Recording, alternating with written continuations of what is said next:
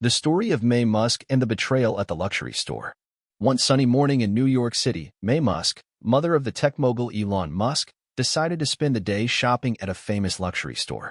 This high-end boutique was a go-to destination for fashion enthusiasts, and although May wasn't particularly obsessed with expensive items, she occasionally enjoyed the atmosphere of a place where everything exuded opulence and elegance.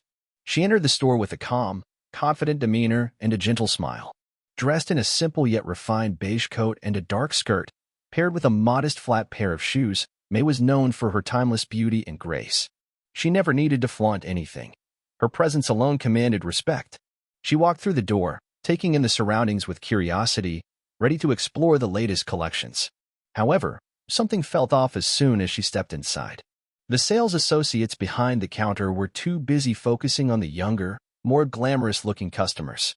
They greeted them with enthusiasm, offering assistance and showing off products with a level of attentiveness that was noticeably missing when they looked in her direction. May felt invisible. She wasn't new to being judged based on her appearance, but this time, it was different. The indifference she felt from the staff in such a luxurious setting stung. Minutes passed, and no one approached her.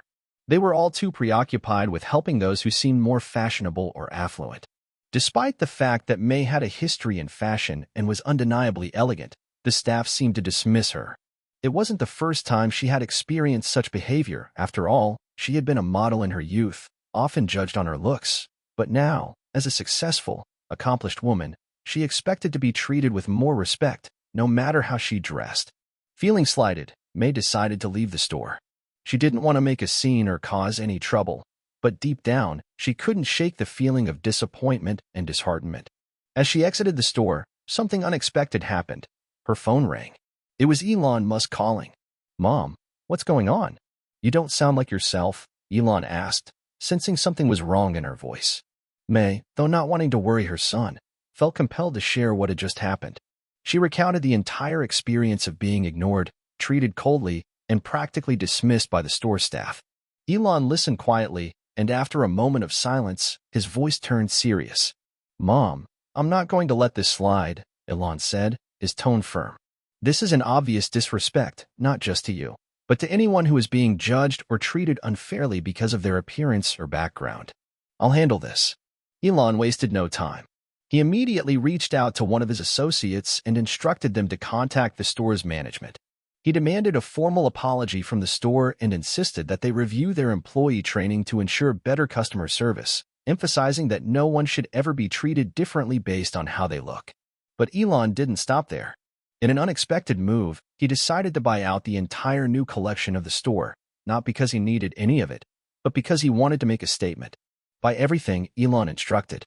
"This store needs to know that no one's value is determined by their appearance or wealth. It's about the way people are treated, no matter who they are." The story quickly gained traction on social media as Elon shared it publicly.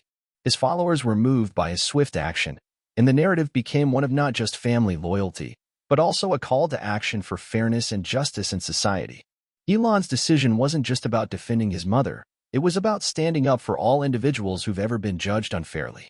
It was a message that transcended status, wealth, and appearance. While May had never intended to make the incident public, Elon's intervention sparked a larger conversation about how we treat one another. It wasn't just about one luxury store or one interaction. It was a wider reflection on societal values and the importance of equality and respect. The story served as a powerful reminder that no matter where we come from or what we wear, everyone deserves dignity and respect. In the end, Elon Musk's actions were a testament to his character and values, showing that sometimes the smallest moments can trigger profound changes. It wasn't about using his wealth or status to fix something. It was about using his platform to challenge the status quo and advocate for fairness. His response highlighted that true respect for others doesn't come from material possessions, but from the way we treat one another. May Musk, though she would never have expected such a public display, was proud of her son. She realized that, just like her, he had learned to stand up for what's right, to confront injustice head-on, and to push back against unfair treatment. Elon's actions were an example of how powerful it can be when you choose to stand up for yourself and others, no matter the cost. The incident at the luxury store ultimately became more than just a story about a mother being mistreated. It became a rallying cry for those who believed in equality and the power of standing together to challenge societal norms. It reminded everyone that, in the end, the true measure of a person is not how they look or what they own, but the kindness, respect, and integrity they show to others. A story of rejection, judgment, and unseen strength. It was an unusually warm autumn day in Los Angeles when Sarah Jenkins, a well-known philanthropist and advocate for the homeless, walked into one of the city's most exclusive boutiques. A woman in her mid-40s, Sarah had devoted much of her life to helping others, her days filled with meetings, charity events, and outreach programs. Despite her humble background and devotion to others, she had been invited to an exclusive event in the city and was excited to enjoy a rare moment of self-care, an opportunity to buy something just for herself. She wasn't interested in flashy designer clothes or unnecessary luxuries, but she loved finding something special, a small indulgence. That day, she had decided to explore the high-end boutique known for its rare, handcrafted pieces, something she had heard much about, though she had never stepped foot inside before. As she entered the boutique, she felt the sudden change in atmosphere, the plush carpets beneath her feet, the soft music playing in the background, and the immaculate glass display cases. The air itself seemed to sparkle with wealth. Sarah wasn't bothered by this. After all, she had seen the excesses of wealth firsthand, even worked with some of the wealthiest people in the world for her charity projects. But this store, with its pristine displays of luxury, felt like another world altogether, one that was more unfamiliar than any she had encountered before. She stepped forward confidently, dressed in a simple, clean-cut blouse, a modest pair of slacks, and flats. She had no intention of standing out, just wanting to shop in peace, maybe buy a small gift for a friend. She didn't wear jewelry, preferring to spend her money helping others rather than herself. The moment she entered, however, the attention shifted. The sales associates, all sharply dressed and visibly aware of the store's exclusivity, looked right past her as if she didn't belong. She caught the subtle glances exchanged between them. No smiles, no welcoming gestures. They continued to focus their attention on a much younger woman, dripping in high-end designer wear, who had just walked in after her. The staff eagerly approached her, complimenting her dress, offering her drinks, and providing personalized attention as though she was the center of the universe. Sarah stood there for a moment, unsure of what to do. She had walked into countless shops before, from the most modest to the most expensive, and always had a pleasant experience. But this time was different. She felt it. She was being overlooked, not just ignored, but subtly dismissed as though she were invisible, as if the very act of wearing sensible clothes made her unworthy of the same treatment. She didn't even care much about the material things. What bothered her was the coldness and the judgment in the air. She had been rejected without a word, but the message was clear: you don't belong here. She waited for a moment, hoping that someone would recognize the discrepancy and approach her as they had with the younger woman. But instead, she noticed the sales associates exchange whispered remarks and laughter, their attention still locked onto the other customer. The contempt wasn't subtle anymore. The entire atmosphere was drenched in elitism and exclusion. She could feel the sharp gaze of judgment as if her presence was an intrusion into this carefully curated space of wealth. Sarah's chest tightened with a mixture of anger and disbelief. She had encountered discrimination before, often related to her advocacy work, but this felt different. It was as if her very being was not valued because she wasn't adorned in the right clothes or carrying the right labels. She wasn't just being ignored, she was being rejected on a deeper level. She was made to feel small, unworthy. Without a word, she turned on her heel and made her way toward the door, her heart heavy. As she exited, the coldness of the boutique lingered in her mind. But just before she stepped outside, her phone rang. It was a call from her longtime friend and business partner, Natalie, who had always been a supportive figure in her life. "Natalie, I just left," Sarah said, her voice strained with emotion. "I can't believe it. They treated me like I didn't exist." There was a brief silence on the other end before Natalie spoke. "What happened?" Sarah told her everything, how she had walked into the boutique, how she had been completely ignored while the young woman was lavished with attention, how she had felt as though she didn't even deserve a basic acknowledgement simply because she wasn't fashionable enough for their standards. "I don't understand," Natalie said, her voice a mixture of anger and disbelief. "This is ridiculous. You've done more for people than anyone else could dream of, and they treat you like this." Sarah's heart sank as she replied, "I thought I could at least get something for myself today, just a small treat. But I guess I'm not the right type of customer." Natalie was quiet for a moment. Then, with determination in her voice, she said, "Sarah, this isn't about the store. This is about their failure to see you for who you are, not just how you look or what you wear. And I'm not going to let it go. They need to understand that people like you, people who are making a difference in the world, deserve respect, no matter what they're wearing. Sarah felt a flicker of hope. She had spent years fighting for those who were marginalized, yet now, for the first time, she found herself in need of someone to stand up for her. Natalie, knowing Sarah's strength but also her vulnerability, quickly devised a plan. The next day, an article went viral. Written by Natalie, it detailed Sarah's experience, emphasizing the elitism and judgment that existed in the store, the overt rejection she faced simply because she didn't meet their superficial standards. But it wasn't just about the store, it was about a society that often places value on appearance, wealth, and status over kindness, character, and contributions to the world. The story resonated with millions.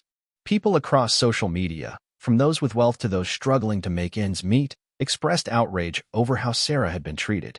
For many, the story wasn't just about an unpleasant shopping experience, it was a powerful reminder that society continues to judge people based on their external appearances, ignoring the deeper qualities that truly define a person.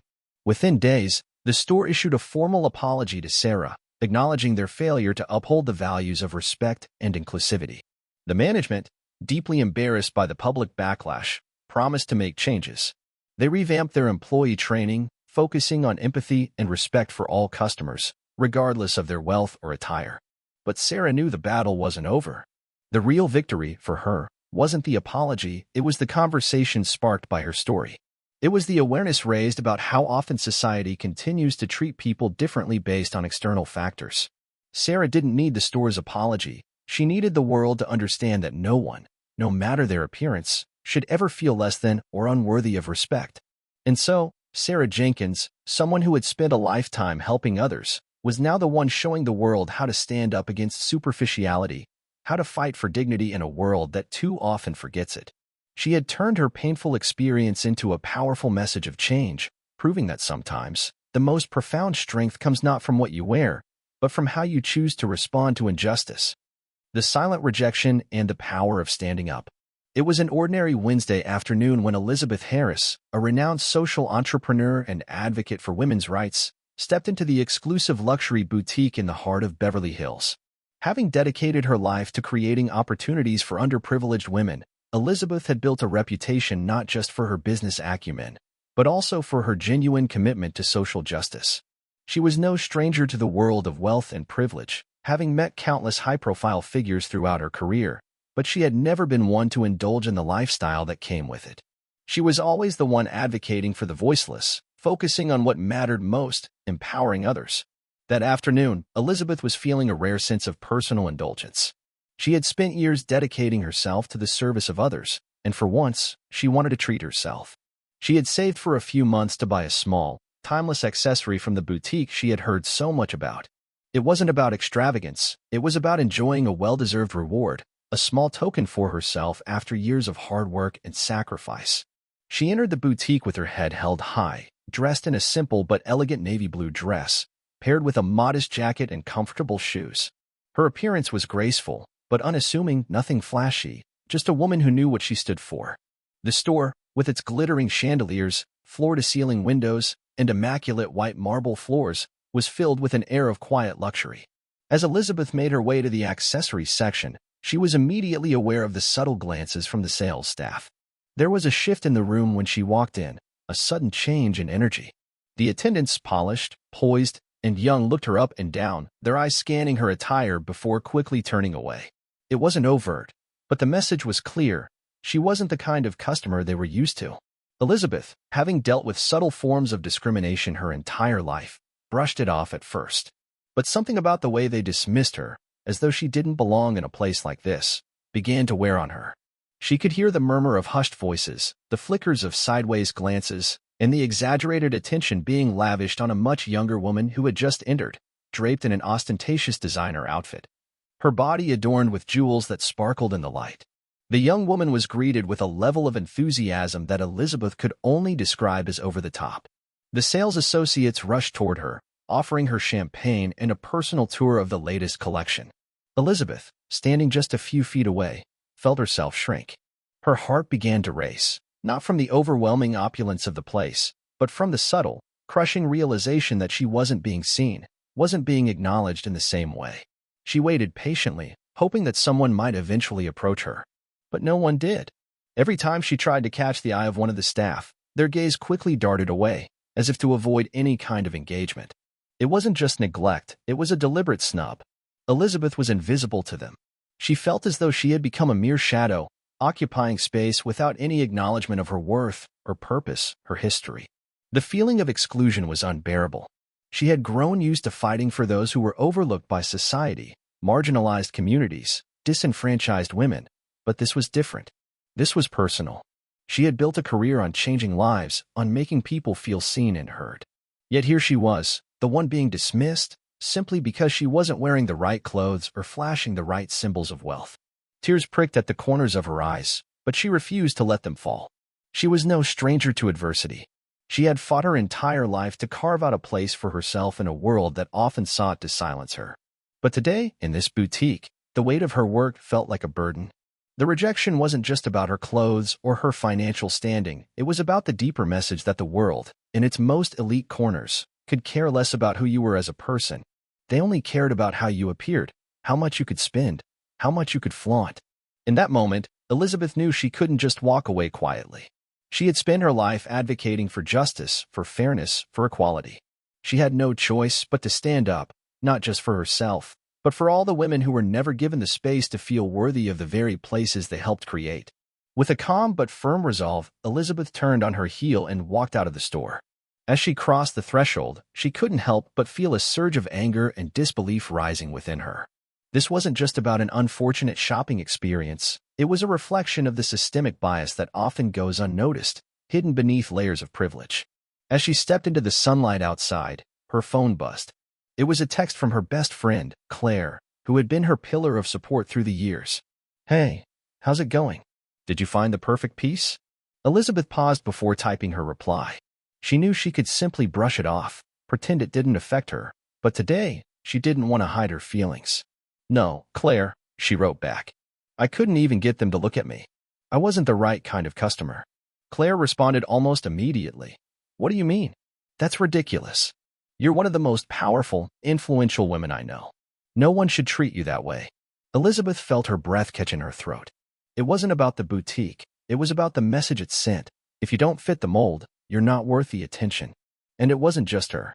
It was every person who was made to feel small, unimportant, invisible simply because they didn't conform to society's rigid standards of wealth, beauty, and status. She took a deep breath and made a decision. She would not let this moment pass without action. This wasn't just a personal slight, it was a call to arms. She would make the world see what this experience represented. She would use her platform to raise awareness, to expose the ugly truth about the superficial barriers that exist in the most luxurious spaces. Later that week, Elizabeth posted a detailed account of what had happened. She shared the humiliation she felt, but also her determination to not let this define her. Her story quickly gained traction, igniting a firestorm of support from her followers, friends, and even strangers who had experienced similar treatment. It wasn't just about her. It was about all the people who had been ignored, dismissed, or judged based on shallow criteria. The post went viral, and the conversation surrounding elitism, exclusivity, and superficiality in high-end retail grew louder and louder. Within hours, the store issued a public apology. They acknowledged their failure to treat all customers with respect and promised to make significant changes in how they train their staff. They also pledged to donate a portion of their profits to women's empowerment organizations, though Elizabeth knew that it was just the beginning of a much-needed cultural shift. Elizabeth's heart swelled with pride, not for the apology, but for the movement she had sparked. The power of standing up, of refusing to be silenced, had created ripples. And, in that moment, she realized that the strength she had been fighting for all these years wasn't just in changing the lives of others, it was in changing the world for the better. Even when it meant confronting the injustices that hide behind the glitzy facades of society.